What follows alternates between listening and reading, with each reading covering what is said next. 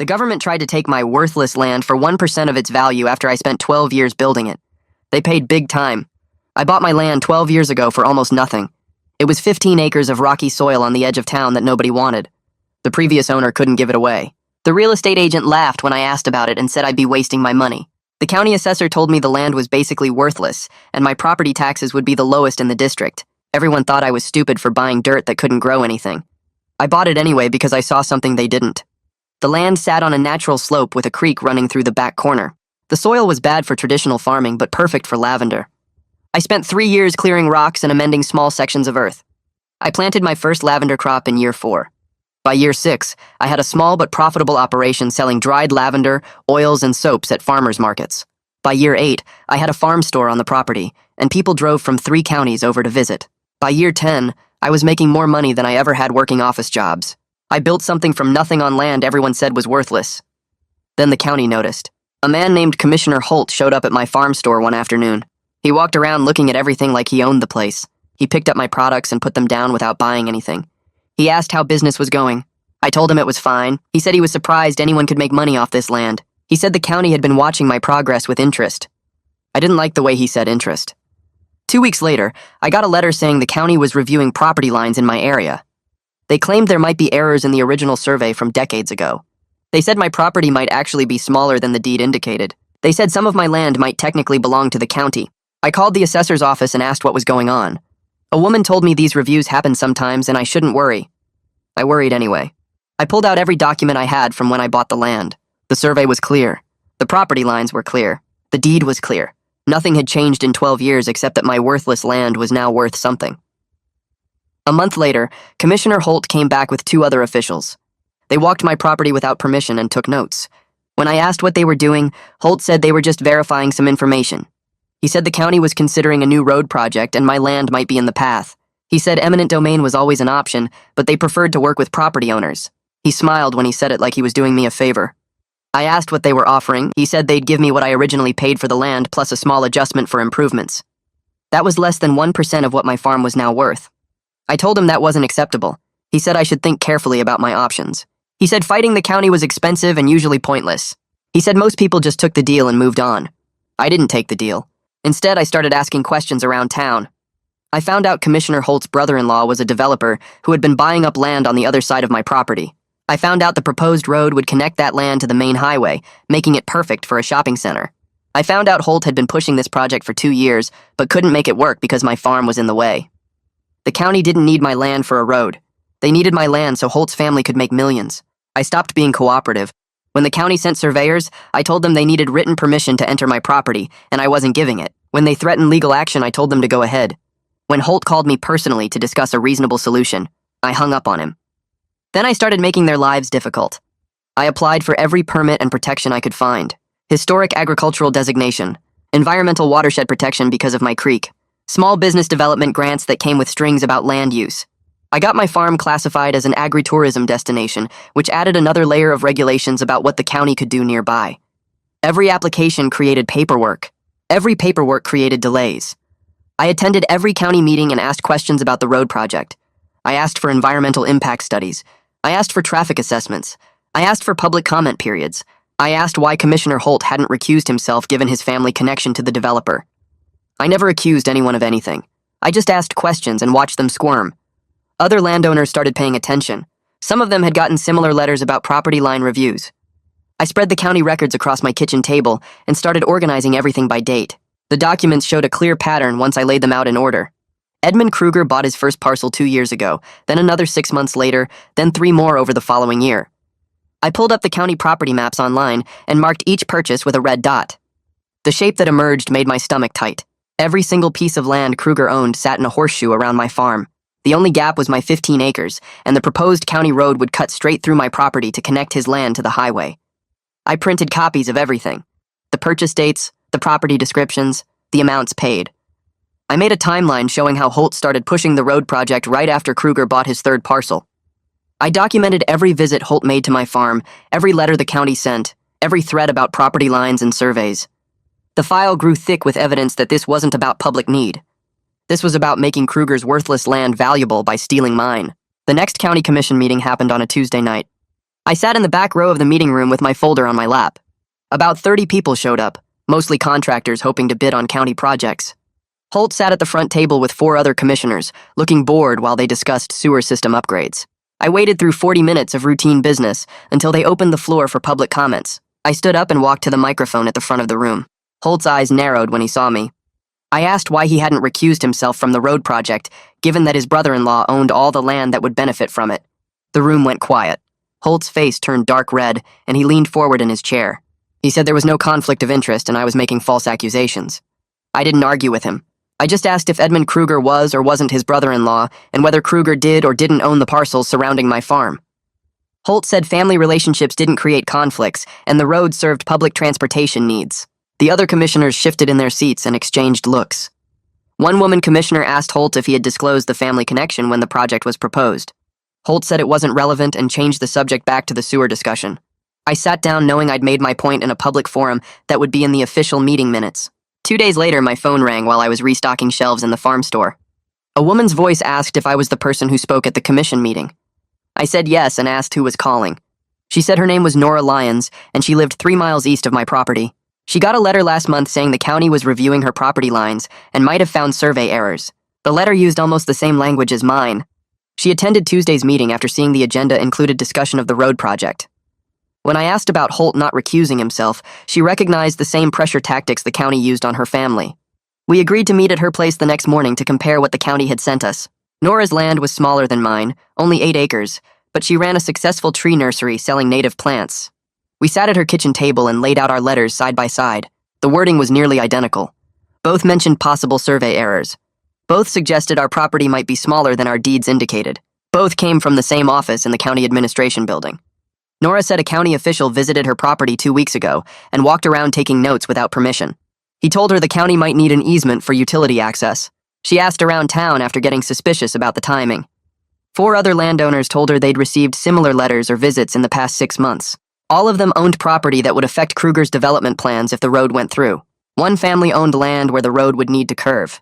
Another owned the parcel where the road would connect to the existing highway. We realized Holt wasn't just targeting me. He was running a systematic campaign against everyone who stood in the way of his brother-in-law's project. 3 weeks after my conversation with Nora, a certified letter arrived at my farm. The county filed formal eminent domain proceedings against my property. The legal language claimed urgent public need for transportation infrastructure to serve growing community requirements. They cited traffic studies and economic development projections. The notice gave me 30 days to respond, or the county would move forward with seizure and compensation based on their assessment. I read through the documents twice, feeling the situation shift from harassment to real legal threat. This wasn't Holt making threats anymore.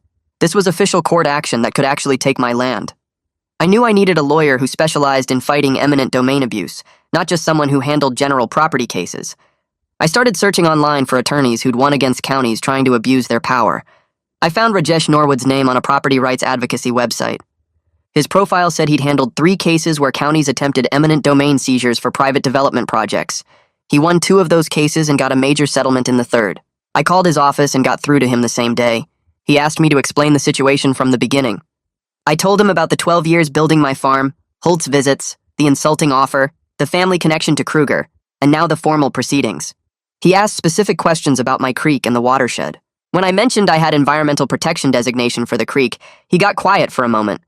Then he said the county's environmental impact study was suspiciously brief for a project that would affect a protected watershed. He asked me to send him everything I had about the creek, the watershed boundaries, and any documentation of the environmental protections I'd secured. He also wanted copies of all my permits, the property survey, and every communication from the county. Rajesh spent 2 weeks reviewing everything I sent him. Then he called and said he was ready to file our response.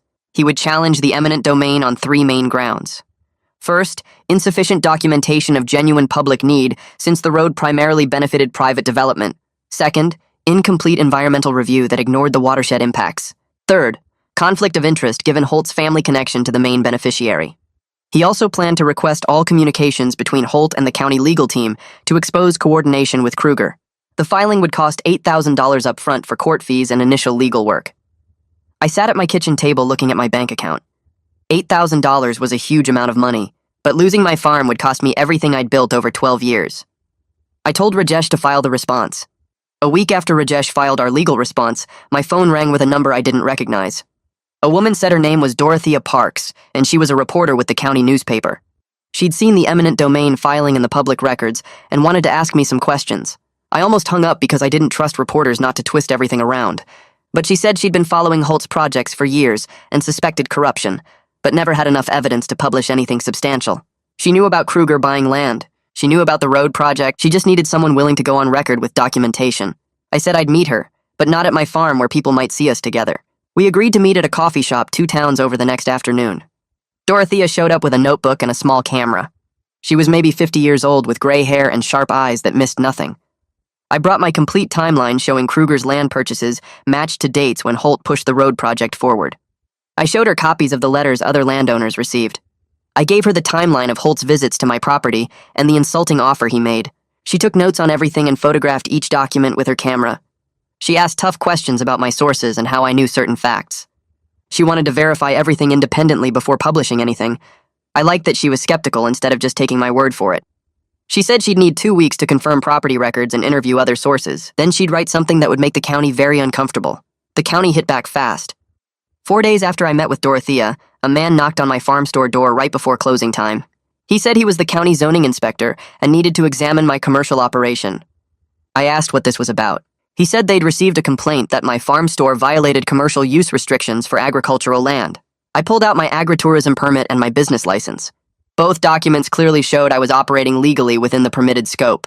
He looked at the papers and said he'd still need to review whether my operation exceeded the permitted scale. He walked around the store counting shelves and measuring square footage. He asked how many customers I got per day and whether I employed anyone. I answered his questions while knowing exactly what this was. This was harassment designed to create expensive problems while the eminent domain case moved through the courts.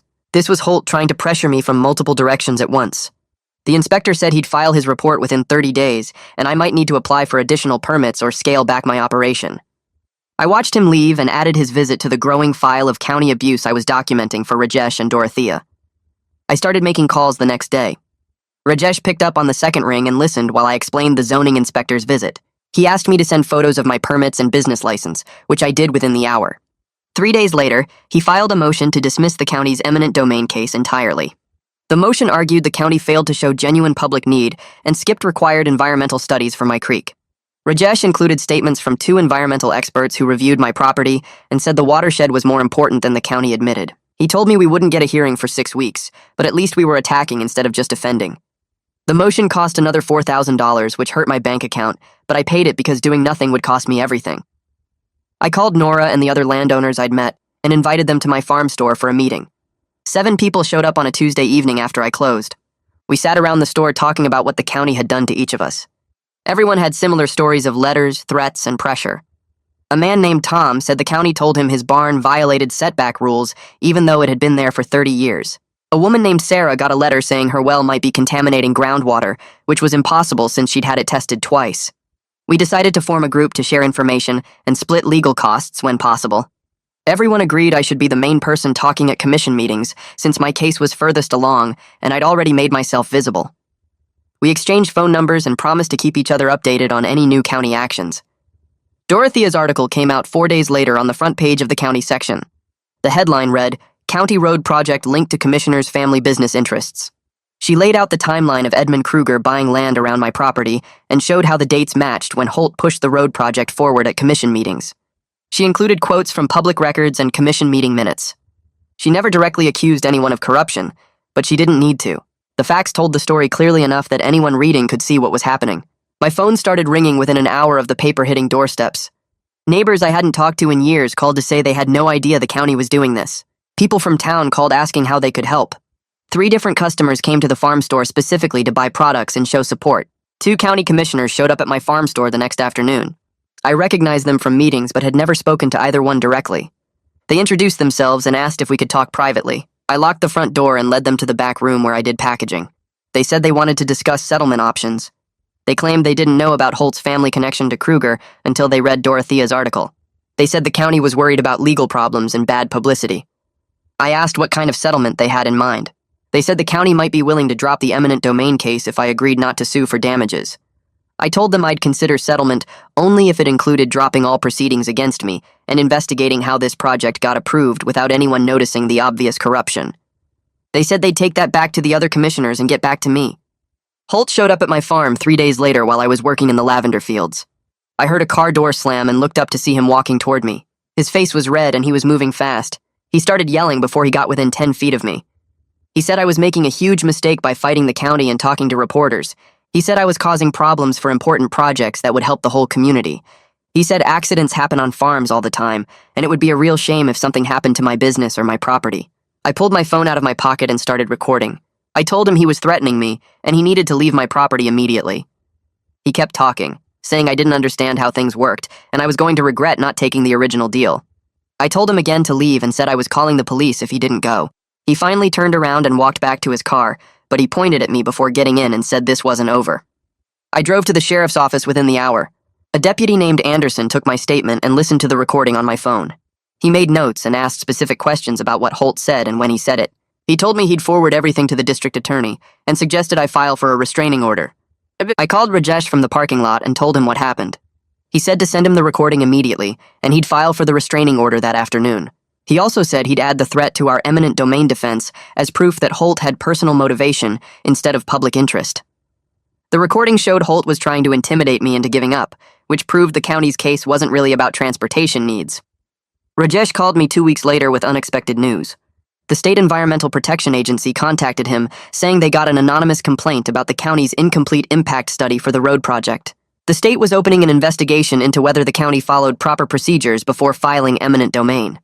Rajesh said he suspected one of the sympathetic county commissioners made the complaint, but we weren't going to ask questions since it helped our case. The state investigation would take at least 2 months, which meant more delays for the county's plans. Every delay gave me more time to build my defense and gave Dorothea more time to dig into Holt's other projects. The judge hearing our case granted a preliminary order stopping all eminent domain proceedings until the environmental investigation finished and our motion to dismiss got heard. Rajesh explained it wasn't a final victory, but it meant the county couldn't force anything while the case was pending. I could breathe easier knowing my farm was protected for now, even though my legal bills kept climbing. I'd spent almost $15,000 so far, and Rajesh warned me it could go higher if we ended up in a full trial. I looked at my bank account and my business income and knew I could handle it, but just barely. The stress of fighting while trying to run my business was wearing me down. Edmund Kruger's lawyer called me 3 weeks after the judge's order. He said Kruger wanted to make a direct offer to buy my property at full market value. He named a figure that was legitimate money, enough to pay off all my legal bills and start over somewhere else with money left over. The lawyer said Kruger respected what I'd built and wanted to make this right by offering fair compensation. I told him I needed time to think about it. I spent 2 days walking my fields and sitting in my farm store trying to decide what to do. The money was real and the fight was exhausting. I could take the offer and walk away clean without more legal bills or stress. I called Nora and asked if we could meet. We sat at my kitchen table and I told her about Kruger's offer. She didn't say anything for a long time, just looked at me with understanding. Finally, she said I had to make my own choice, and nobody would blame me for taking the money after everything I'd been through. But she also said if I sold, it would prove that pressure tactics work, and it would abandon everyone else fighting similar battles. I thought about the other landowners in our group, and what message it would send if I gave up. I thought about the 12 years I'd spent turning worthless rocks into profitable lavender fields. I thought about letting corrupt officials win just because they made things difficult. I called Kruger's lawyer the next morning and told him no deal. I said my land wasn't for sale at any price and I was prepared for the long fight. He said I was making a mistake, but I knew I was making the only choice I could live with. Dorothea's second article hit the front page 3 weeks after her first one. This time she didn't just focus on my case. She'd tracked down 3 families in neighboring districts who sold their land to the county over the past 5 years after similar pressure campaigns.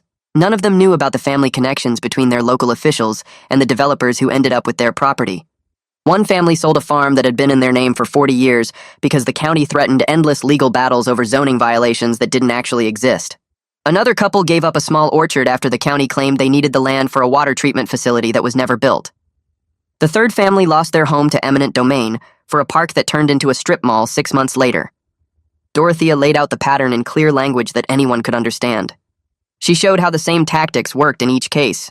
Pressure through official letters, threats of expensive legal fights, lowball offers that didn't reflect actual value. Officials who failed to disclose family business relationships. The article included photos of the families and their former properties. It showed documents proving the connections between county officials and developers. It made the corruption impossible to ignore or explain away as coincidence. My phone started ringing before I finished reading the article. Nora called first, asking if I'd seen it. 2 other coalition members called within minutes.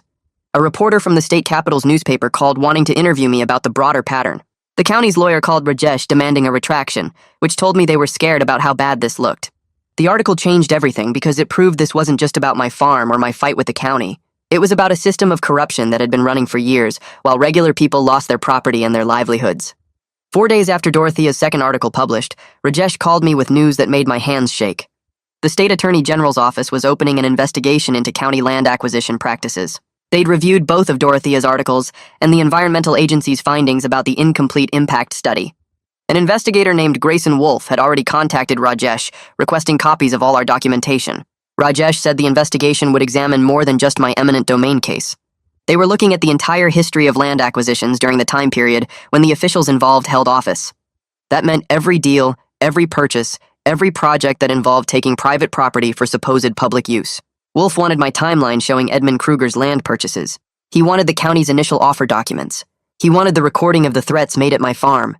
He wanted everything we'd gathered showing the connection between officials and developers. Rajesh spent 2 days organizing files and making copies of everything. He said state investigations like this usually took months, but the Attorney General's office seemed motivated to move quickly given the media attention. The investigation gave us leverage in our legal case because it raised serious questions about whether the county had legitimate authority to proceed with eminent domain. More importantly, it meant people with real power were finally paying attention to what had been happening in our county for years. The county commission called an emergency meeting 6 days after the state investigation was announced. I sat in the public gallery with Nora and 3 other coalition members. The room was packed with reporters and concerned citizens who'd read Dorothea's articles. The 4 commissioners who weren't connected to the scandal looked uncomfortable as they took their seats. They voted 4-1 to suspend the road project pending completion of the state investigations. The vote came after 2 hours of public comment where person after person stood up to talk about county overreach and corruption. One woman talked about losing her family's land 5 years ago. A man described being pressured to sell at below market value. A business owner explained how county officials threatened to revoke his permits unless he cooperated with a development project. When the vote came, only 1 commissioner voted against suspension. He stood up after the vote and accused his colleagues of betrayal and cowardice. He said they were destroying years of careful planning for the county's future. He said they were letting a few troublemakers derail important economic development. He gathered his papers and walked out of the meeting while people were still talking. The suspension didn't end my legal case automatically, but it removed the supposed justification for taking my land. If there was no road project, there was no public purpose for eminent domain. Rajesh said the county could still try to argue they needed my property for future planning, but their position got weaker every time another piece of evidence came out. 3 days after the emergency meeting, the county commissioners held another session to discuss what they called administrative matters. I watched from home on the county's live stream because I needed to work at the farm. The 4 commissioners who'd voted to suspend the road project moved to place their colleague on administrative leave while the ethics investigation proceeded. They cited the ongoing state investigation and the need to maintain public trust in county government. The motion passed 4-0 because the person being placed on leave couldn't vote on his own administrative status. He was still technically a commissioner, but he couldn't participate in meetings or votes until the investigation finished. The local television news led with the story that night. The state newspaper ran a feature about small county corruption. Suddenly, everyone in the county knew about what had been happening. My farm started getting visitors who said they wanted to show support by buying products. People drove out specifically to purchase lavender soap and dried flowers because they'd read about my fight. A woman told me she was proud that someone had stood up to government overreach. A man said he'd been worried about losing his own property, and my case gave him hope. Business actually improved during what should have been the most stressful time of my life. I hired a part-time worker just to handle the increased traffic at the farm store. The irony wasn't lost on me that the county's attempt to take my worthless land had turned my farm into a symbol of property rights that attracted customers from across the region. Our coalition held a meeting at Nora's house 2 weeks after the administrative leave decision. 7 landowners showed up along with 3 concerned citizens who wanted to help push for policy changes. We'd won important battles, but we knew the fight wasn't over until we changed the rules that had allowed the corruption to happen. Nora led the discussion about what specific policies we wanted to advocate for once new leadership was in place at the county. We spent 3 hours drafting proposals for stronger conflict of interest rules. We wanted mandatory public disclosure of any family business connections within 3 degrees of relation for all county officials. We wanted enhanced protections for agricultural landowners facing eminent domain that would require proof of overwhelming public necessity, not just convenience. We wanted independent review of all major land acquisition projects before any official proceedings could start. We wanted penalties for officials who abused their positions for private gain. Nora volunteered to present our proposals to the commission once the current crisis resolved and new commissioners took office. A retired teacher in our group offered to help write clear summaries that regular citizens could understand. Someone else volunteered to organize a petition drive to show community support for the reforms. We were thinking beyond our individual cases now and focusing on systemic changes that would protect future property owners from going through what we'd experienced. Grayson Wolf's investigation moved faster than anyone expected.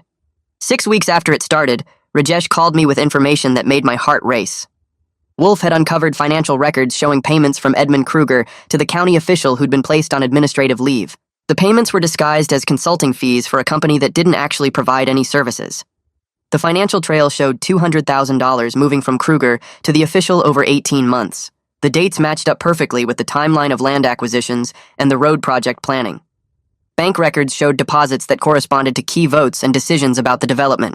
Wolf had also found emails between the official and Kruger discussing how to handle property owners who wouldn't cooperate with their plans. The evidence was clear enough that the Attorney General's office was preparing criminal charges.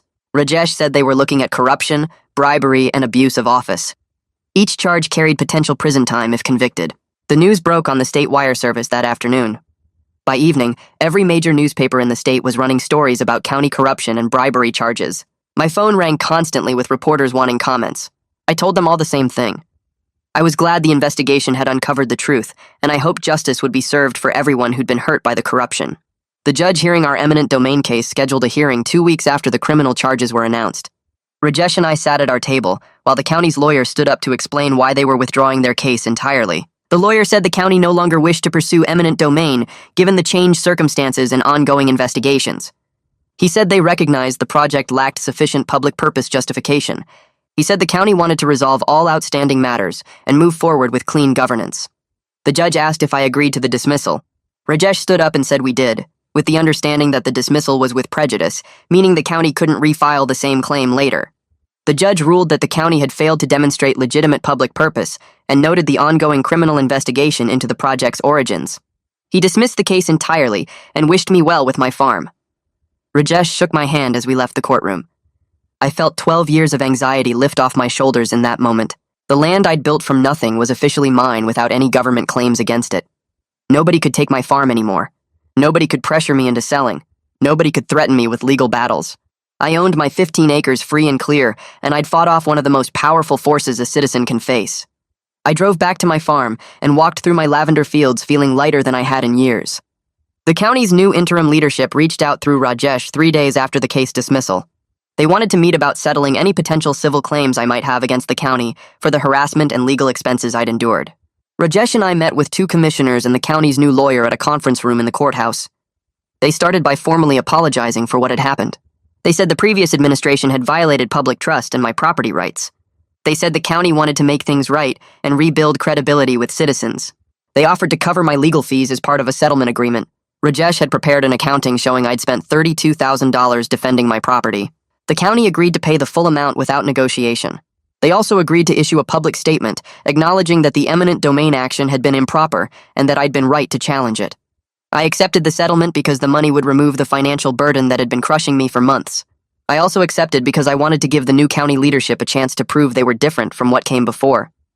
I told them I appreciated their willingness to take responsibility for cleaning up the corruption. Rajesh drew up the settlement documents and the county cut a check within a week. I deposited $32,000 back into my farm account and felt like I could finally breathe again without worrying about legal bills. The former county official resigned before the ethics board could vote to remove him. His lawyer released a statement saying he was stepping down to focus on his legal defense and didn't want to distract from county business. The resignation came 2 days before a scheduled ethics hearing that would have been public and embarrassing. The district attorney added new charges based on the recording I'd made of threats at my farm. Witness intimidation carried its own penalties separate from the corruption and bribery charges. The criminal case was building into something that could send him to prison for years if he was convicted on all counts. His arraignment happened on a Tuesday morning. I drove to the courthouse and sat in the public gallery to watch. He walked in wearing a suit instead of the casual clothes he'd worn when visiting my farm. His lawyer entered not guilty pleas to all charges. The judge set bail and trial dates. I watched him walk out of the courthouse in handcuffs after the bail hearing because the judge considered him a flight risk given the severity of charges. Seeing him in handcuffs felt like justice finally catching up to corruption that had hurt too many people for too long. Edmund Kruger's development projects collapsed within weeks of the criminal charges becoming public. Banks pulled financing for his shopping center plans after learning about the bribery investigation. His business partners distanced themselves publicly, and some filed lawsuits claiming they hadn't known about the illegal payments. The district attorney filed charges against Kruger for bribing a public official and conspiracy to commit fraud. The charges meant Kruger faced prison time too if convicted. The land he'd bought around my property sat empty with for sale signs going up on several parcels.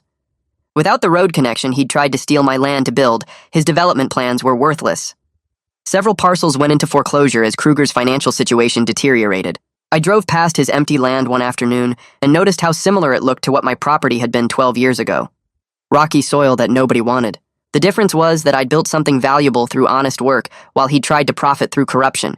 His shortcuts had caught up with him, and now his supposedly valuable development land was worth almost nothing without the infrastructure he'd planned to force through using his family connections. The county commission meeting room filled up fast the night we presented our policy proposals. Nora stood at the front with our coalition's recommendations printed and organized in folders for each commissioner. She walked them through the conflict of interest requirements we wanted, explaining how commissioners should have to step back from votes when family members stood to make money from county decisions. The new commissioners listened and took notes. One asked questions about how other counties handled similar rules. Another wanted to know if 3 degrees of relation was standard or if we should expand it further. We spent 2 hours going through every detail of our proposals, answering concerns and explaining why each protection mattered. The commission voted unanimously to adopt the new ordinances requiring recusal for family financial interests and strengthening agricultural land protections against eminent domain. They added language requiring documented public necessity that went beyond just claiming a project served the public good. The rules weren't perfect, and lawyers would probably find ways around some provisions, but they created real barriers that would make another situation like mine much harder to pull off. I watched the commissioners sign the ordinance and felt like we'd built something that would outlast our individual cases. 3 months after the judge dismissed the eminent domain case against my farm, I got a call from a state legislator's office asking if I would testify about eminent domain reform. The legislature was taking up a bill that would change how counties could use eminent domain across the entire state. Dorothea's articles had gotten attention at the state level, and lawmakers wanted to hear directly from someone who'd fought off an abuse case. I drove to the state capitol on a Tuesday morning with Nora riding along for support. The Capitol building was bigger than I expected, with marble floors and high ceilings that made me feel small. We found the right committee room and sat in the public gallery waiting for our turn to speak. When they called my name, I walked to the witness table and sat down facing a panel of legislators. I told them about buying worthless land 12 years ago and building a profitable farm through honest work. I explained how the county tried to take it for 1% of its value so a commissioner's family member could make millions. I described the legal fight and the stress of not knowing if I'd lose everything I'd built. Nora testified after me, talking about how the coalition formed and how many families faced similar pressure. The legislators asked questions about what protections would have helped us and what penalties would actually deter corrupt officials. The bill they were considering included stronger requirements for proving public necessity and real consequences for officials who abused eminent domain for private gain. It wasn't everything we wanted, but it was significant progress toward making the system fairer. My farm store got busier after all the publicity about standing up to the county. Customers started driving from across the state specifically to support the business that fought government overreach. Weekend traffic doubled and then tripled as word spread through social media and local news coverage. I couldn't keep up with demand working alone anymore. I hired 2 part-time employees to help with the store and product fulfillment. One was a college student who needed flexible hours, and the other was a retired teacher who wanted something to do a few days a week. Having help meant I could focus on the actual farming, instead of spending all day selling products and answering customer questions. The extra income from increased sales let me finally pay myself a real salary instead of putting every dollar back into operations. For 12 years, I'd lived cheap and reinvested everything, but now I could afford to relax a little and actually enjoy the success I'd built. Rajesh called me about setting up a legal defense fund for other landowners facing eminent domain problems. He'd been contacted by several property owners in neighboring counties who were dealing with similar situations but couldn't afford attorneys. We organized a fund with initial donations from coalition members and supporters who'd followed my case through the news coverage. The fund would provide free initial consultations so landowners could understand their rights and options. It could also help cover filing fees and basic legal costs for people who qualified based on income. Rajesh volunteered to handle consultations pro bono for the first year to get the fund established. We set up a simple website explaining how to apply for assistance and what kinds of cases the fund could help with. It felt good turning my experience into something practical that could help others fight back against government abuse. The fund wouldn't solve every problem, but it would give some people a fighting chance who otherwise would have just given up and taken whatever the county offered. Dorothea won the State Journalism Award for her investigation into county corruption. The award ceremony happened at a hotel conference center with reporters and editors from newspapers across the state. I went to watch her accept the award and listened as she gave a speech thanking sources who trusted her with their stories despite risks. She mentioned me by name and talked about how willing I was to go public, even though it made me a target for retaliation. The recognition brought more attention to eminent domain abuse as a serious issue that needed investigation and reform. Several newspapers from other parts of the state hired Dorothea to train their reporters on investigating local government corruption. She started traveling to give workshops on document analysis and cultivating sources in government offices. Her career took off in ways that helped spread knowledge about holding officials accountable, and I was glad my willingness to talk to her had contributed to that success. The newly elected county commissioners held a public meeting to present their transparency plans and get community input on future development. They invited me to speak about protecting agricultural landowners and respecting property rights. I kept my remarks short, maybe 5 minutes total. I talked about how government power should serve citizens instead of enriching officials and their families. I emphasized that development could happen without trampling on people who'd invested years building legitimate businesses on land they owned legally. The commissioners seemed genuinely interested in doing better than their predecessors, and the public meeting format was already an improvement over how things used to work. People could ask questions and raise concerns without feeling like they'd be targeted for speaking up. The new leadership wasn't perfect, but they were making real efforts to rebuild trust that had been destroyed by years of corruption. I expanded my farm by planting 3 more acres of lavender in the spring. The expansion had been impossible before because every spare dollar went to legal defense, but now I had confidence the county wouldn't try stealing my land again. I also added a small event space for weddings and private gatherings, converting an old equipment shed into a rustic venue with string lights and wooden benches. The event space opened up a new revenue stream and brought more visitors to the farm, who then bought products from the store. I hired Nora's daughter for seasonal work during the busy summer months when lavender was in full bloom. 2 other coalition members had family who needed part-time jobs, so I brought them on for harvest help. Having a crew meant I could handle the expanded operations without killing myself working 16-hour days. The farm was growing into something bigger than I'd originally imagined, and it felt amazing to build that growth on a foundation that was finally secure. The trial for Holt ended with convictions on 4 corruption charges. The jury deliberated for less than a day before finding him guilty of bribery, abuse of office, conspiracy, and witness intimidation. The judge sentenced him to 3 years in federal prison, plus restitution of the $200,000 he'd taken from Edmund. Edmund pleaded guilty to his own charges and got 18 months plus a $50,000 fine. Watching both of them face real consequences felt like the system actually worked for once. They'd tried to use government power to steal from people and enrich themselves, and now they were paying for it with prison time and financial penalties. The conviction sent a message that corruption had consequences even for people who thought they were untouchable because of their positions or connections.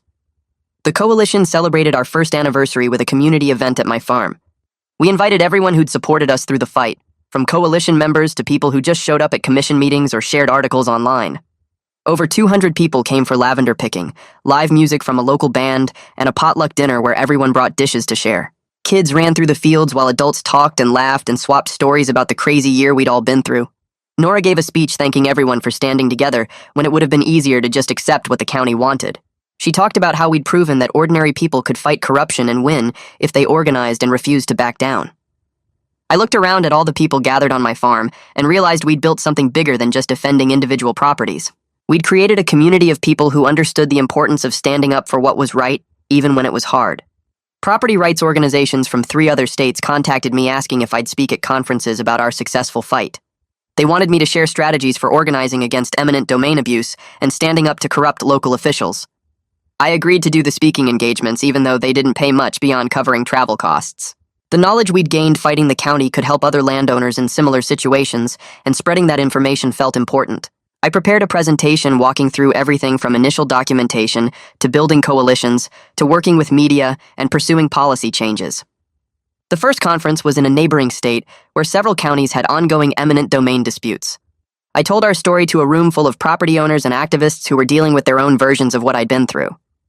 After the presentation, people came up asking specific questions about legal strategies and organizing tactics. Sharing what we learned felt like extending the impact of our fight beyond just our county and helping create a broader movement for property rights and government accountability. Dorothea called me about doing a follow-up article marking 1 year since her first investigation broke the corruption story. She wanted to document what changed after everything came to light.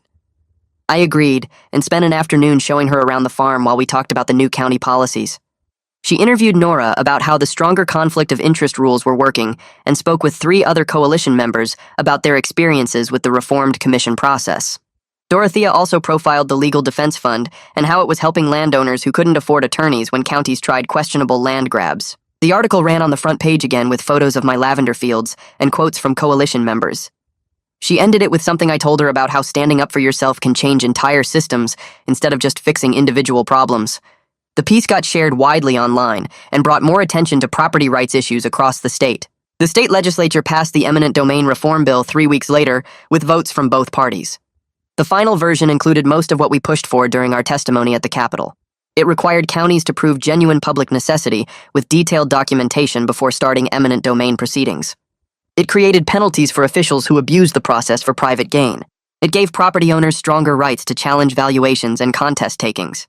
Several legislators mentioned our coalition's organizing efforts when they explained their yes votes. The governor signed it into law at a ceremony where I stood behind him with Nora and 2 other coalition members. A photographer captured the moment, and I got a copy of the picture showing us all smiling as the governor put pen to paper. I framed it and hung it in my farm store next to the newspaper articles. Customers asked about it constantly, and I enjoyed telling them how ordinary citizens pushed for legal changes that would protect property owners for years to come. My farm business hit record revenue that year. The publicity from fighting the county brought customers from 4 counties over who wanted to support what I'd built. Sales of dried lavender bundles tripled. My essential oils sold out faster than I could produce them. The farm store needed restocking twice a week instead of once. I finally paid myself a real salary instead of just taking whatever was left after expenses. I put money into savings for the first time since buying the land 12 years ago. The financial security felt incredible after years of pouring everything back into the business and then spending tens of thousands on legal defense. I invested in a new irrigation system that would make the lavender fields more productive during dry summers. I renovated the farm store with better displays and a larger checkout area. I bought equipment that let me process lavender more efficiently. Everything I'd wanted to do but couldn't afford became possible because the farm was thriving, and I wasn't hemorrhaging money fighting corrupt officials anymore. Rajesh stopped by one afternoon to update me on the Legal Defense Fund's progress.